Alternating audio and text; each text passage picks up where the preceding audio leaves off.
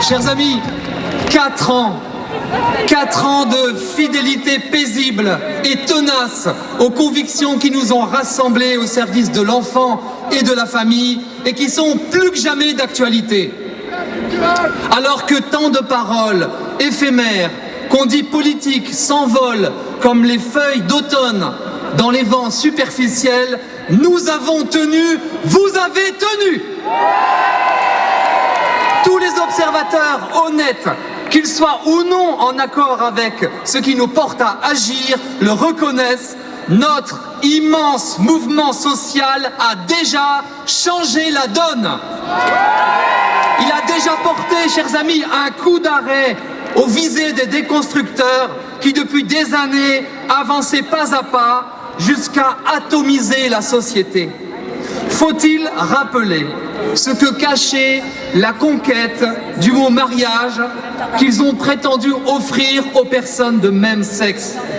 À l'image de Jacques Derrida, qui se prononçait dès 2004 pour le simulacre de mariage de Bègle, tout en prônant l'abolition du mariage, nous avons aujourd'hui l'avocate Caroline Mécari qui a révélé la stratégie du cheval de Troie, je la cite: pour pouvoir abolir le mariage, il faut d'abord que tout le monde puisse en bénéficier. Notre mouvement social est aussi et surtout une promesse. Promesse de construction d'une société fondée non plus sur les désirs tyranniques, mais sur l'altruisme, le souci et le respect du plus fragile. Cette société, nous la construisons, vous la construisez déjà. Elle est fondée sur 3 murs porteurs de l'anthropologie du don, les murs porteurs de l'écologie humaine. D'abord, la maternité.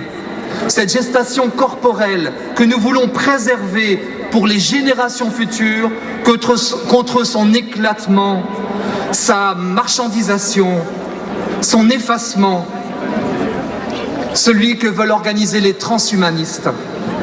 Ensuite, deuxième mur porteur, l'altérité sexuelle homme-femme, à la source de tout engendrement, alors que les déconstructeurs entendent multiplier les prétendus parents sociaux, alors que les scientistes commencent déjà à fabriquer des embryons OGM et désormais des bébés à 3 parents. Et enfin,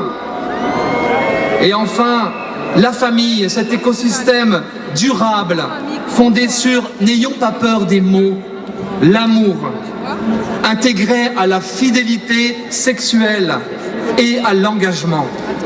Cette famille, chers amis, c'est elle qui fonde la fraternité, c'est elle la toute première structure politique, source de toute autorité légitime, amortisseur de crise, valeur refuge du début à la fin de la vie, où l'on apprend la liberté, l'égalité et la fraternité véritable.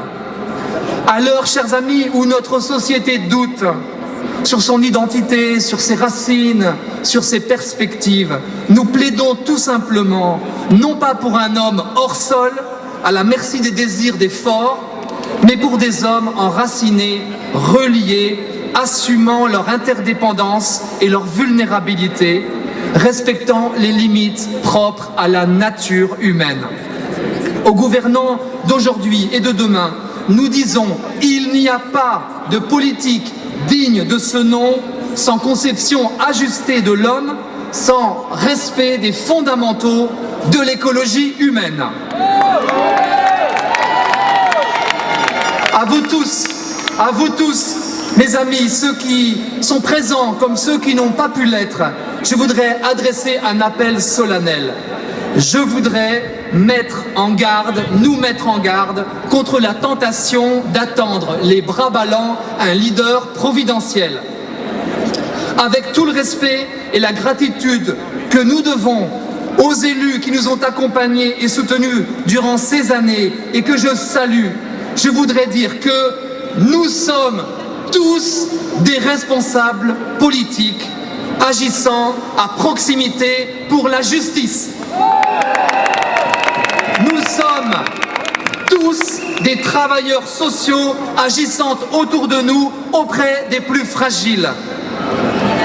Nous sommes tous des entrepreneurs de l'humanitaire, prenant des initiatives pour soulager, consoler, soutenir nos concitoyens en difficulté.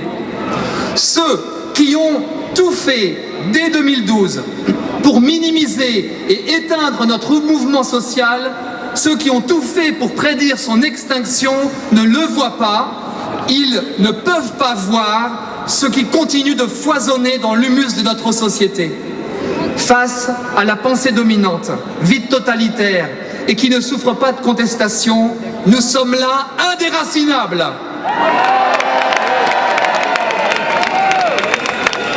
À l'image du dissident tchécoslovaque Václav Benda, nous occupons tous les espaces laissés vacants par le pouvoir en place, ces lieux délaissés où il est défaillant, impuissant, en échec, pour y instaurer, c'est ce que nous voulons instaurer, ce que son ami Václav Havel appelait la vie dans la vérité.